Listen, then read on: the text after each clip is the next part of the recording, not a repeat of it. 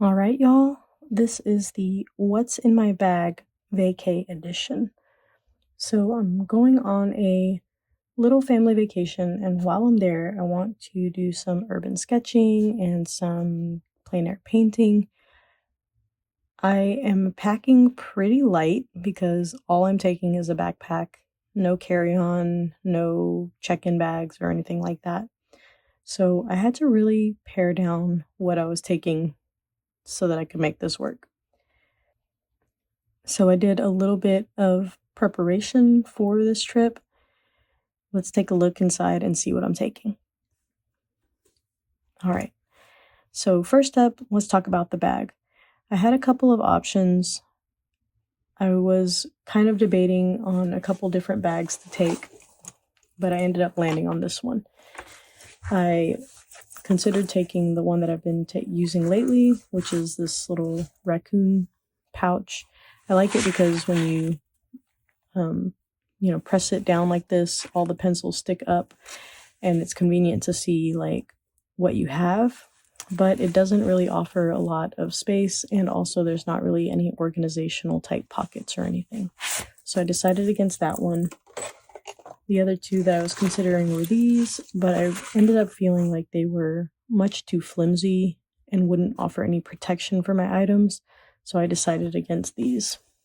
I ended up going with this little cheap bag that I bought a while back that, like I said, has, not only this, but some like organizational stuff as well. And yeah, I think that this will be the right choice for this trip.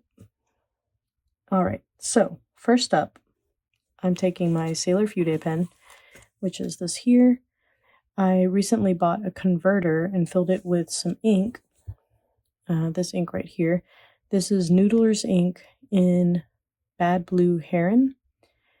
I decided that I wanted to go with an ink that wasn't black because I knew that I'd be working kind of small, both in like my sketchbook and on the paper that I was working on.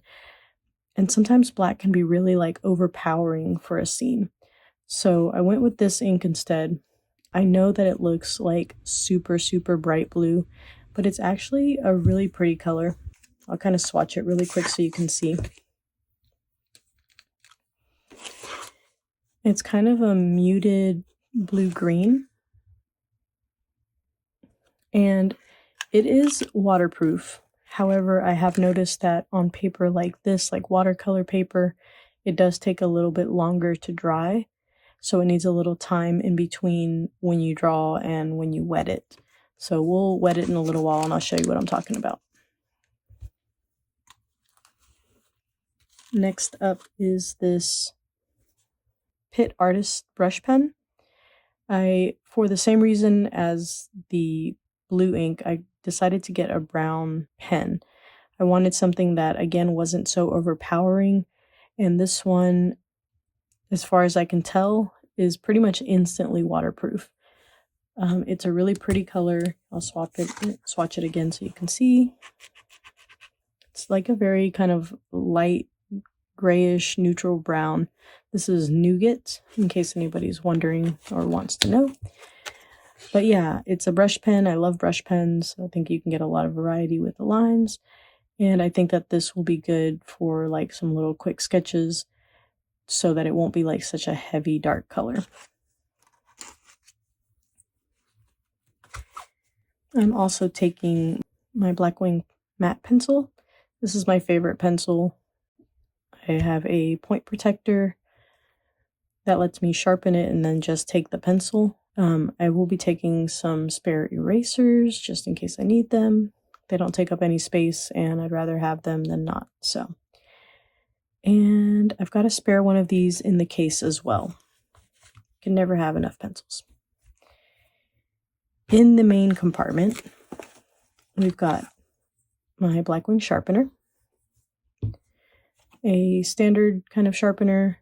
These pencils, which are next on the list, don't fit in a standard sharpener very well, so I always end up taking one that's got the little bigger side to it. I'm taking some Derwent water brushes. I have 3 of these. This is a medium, There's a small, and somewhere in here is also this guy here that's like a little flat brush. So I'm looking forward to trying out these like different sizes. I think that that'll be fun. The hardest part about all of this planning and picking what I was going to take was trying to decide which pencils to take. I've built a little bit of a collection now. I've got probably, I don't know, 20, 24 or so pencils. And obviously don't want to bring them all because it's a short trip and, again, not a lot of space. So I decided on about 10 of them. And the colors that I chose were these.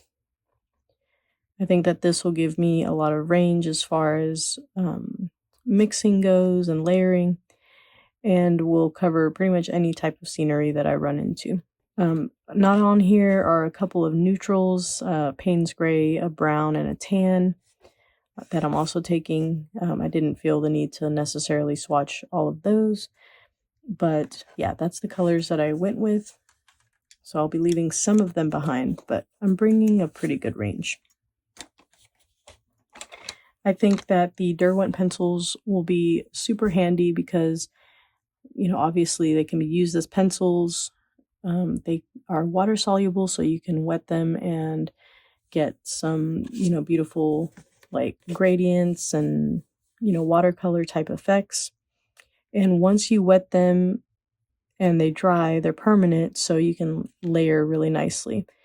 You can also layer on top of the watercolor washes with the pencils, so it'll give me a lot of variety of like texture and, line and stuff. I also am taking one white crayon. This will provide a little bit of a resist for any like little pops of white that I need. I think that's it for the main compartment. So let's talk paper, sketchbooks, all of that fun stuff. I'm going to take my daily journal. That's definitely coming with me. I was considering taking my standard sketchbook, but it's pretty big and I'm not sure I want to take it, so I haven't decided on that yet. I was also considering doing like a dedicated journal for the trip, but really and truly I didn't want a bunch of beautiful drawings, hopefully beautiful drawings, to like sit in a sketchbook. So I decided against that. So I'm going to take this, and then I'm going to take some watercolor paper, which is this here, that I have cut into these cute little stamps. This is 300 GSM watercolor paper. I ran it through my Cricut machine to cut it into this little cute stamp shapes. And I'm just going to make like some really cute, small little drawings and paintings on them. And I think that that would be really fun. I think that this size is going to be a lot more manageable because, let's be real here, I do have a toddler. This is a family vacation. We have probably a packed itinerary. So I don't think that I'm going to have a lot of time to sit and paint. So yeah, I think that these little tiny stamp shapes will be super convenient and I can do them relatively quickly. And the added bonus is that when I get home, I think that I would like to put these like in a frame, maybe like floating or something, and have them on display so that people can see them and they're not just like sitting in a sketchbook somewhere. So I think that's going to be really fun. I may take some postcard-sized watercolor paper as well. We'll see. Next up, sorry, these are kind of tucked down here. I've got my Viewfinder with my little modification that I've made here. I did kind of talk very briefly about this in my last video, but I'll just bring it up again. Basically, I wanted to have a viewfinder because I really want to focus on like composition and value and really kind of like set up some nice scenes. So I got the viewfinder, and one of the other things that was suggested was some like red glasses, but one, I don't have the space for red glasses. Two, there's no way that I'm going to be like wearing red glasses in public. I am way too shy for that. So I ended up getting some red film and just kind of sliding it in here so that I could have both in one thing. So this little red film can be slid back if you want to use the viewfinder alone, or if you want to use it as a value guide, just slide it forward and you can use it as a value guide. And you can kind of see what it looks like a little bit, maybe. I don't know if you guys can see that, but you get the idea. So I think that that's going to be convenient and kind of like a little all-in-one type thing. If anybody is interested in making this modification for themselves, this red film I don't think is very expensive. I personally have a huge sheet of it, so maybe let me know in the comments below and we can work something out where I can just send you some, because like I said, it's not very expensive and I'm happy to share the wealth. So yeah, this viewfinder coming with me, this little guy here, this is just like a little phone holder that I use for like filming when I'm drawing and stuff. So I'll take that. It's very small and compact. I don't think it's going to bother anything. And then I think the last thing, if I haven't missed anything, is this little guy right here. This adorable little palette was made by my friend and fellow YouTuber Olinda at Olinda's Artistic Oddities. She made this, y'all. Like, she engraved it with my name and these little cute mushrooms. She put in the magnetic surface to hold the palettes. She put a mixing surface in there. It's amazing. She's so freaking talented. So for this one, I was thinking about putting watercolor in it, but honestly, I have a couple of watercolor palettes already. So I decided that as a fun challenge on this vacation, I would fill this with gouache. I wanted to make a little travel gouache palette because I don't have anything like that right now. I wanted just kind of the standard mixing colors, red, blue, yellow, white, all of that. But then I also wanted some convenience colors because, like I said, I'm trying to kind of paint pretty quickly. So I mixed up some custom colors and I'll go ahead and show you guys these now. So this is what I landed on. We will see how this palette works, in like real life, but the kind of standard colors, obviously white, yellow, green, blue, red. And then the convenience colors that I mixed was this flesh tone here. I wanted something that I could use quickly because I'll be using this in my daily journal. And if you've seen any of the videos of my like little visual journal here, you know that I paint my son a lot. I paint myself, my partner. We all end up in there. So flesh tones needed. I've got a Naples yellow, which is one of my favorite colors to like mix with. I think it always like tones down a color in a really pretty way and kind of makes everything a little bit cohesive. So I put a good bit of that in there. I put in this kind of olive green color that I thought was really beautiful. Technically, it is a watercolor.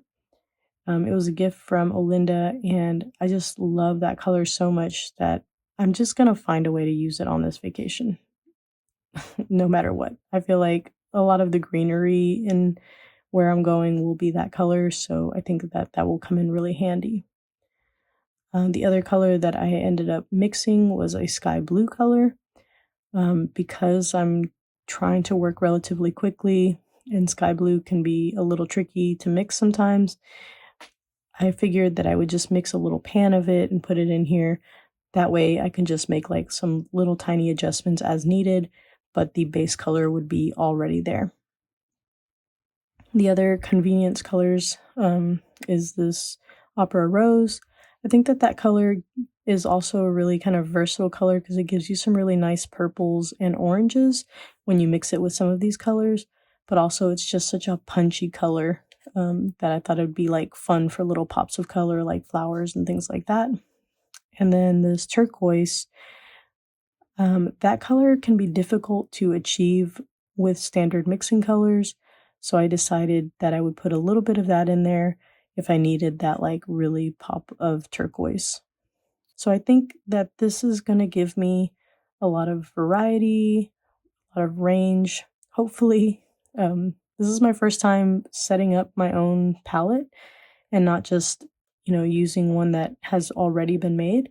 So we will see how this goes. But either way, I'm going to have fun with this. And I really love how compact and like sleek this little palette is. This is the little mixing area that I was talking about, and all of these pans come up, but they are stuck in there with the magnet. So it's just perfect. And I did make a little tiny swatch strip here, but I don't know if I'll necessarily keep that in there or not. I might not even need that. So yeah, so that's my palette. I'm going to leave this kind of lying here because I just filled it, so it is still wet. And I think that's everything that I'm taking on this trip. So if I'm missing anything blaringly obvious, please let me know in the comments below.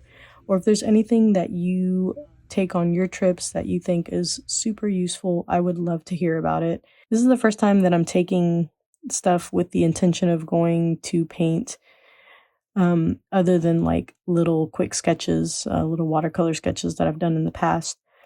So I'm excited and slightly nervous that I have forgotten something important. So again, let me know in the comments below if there's anything blaringly obvious that I'm missing. I hope you guys have enjoyed this video, and I am looking forward to sharing whatever it is that I end up creating on this vacation. Thank you so much for watching, and I will catch you guys on the flip side.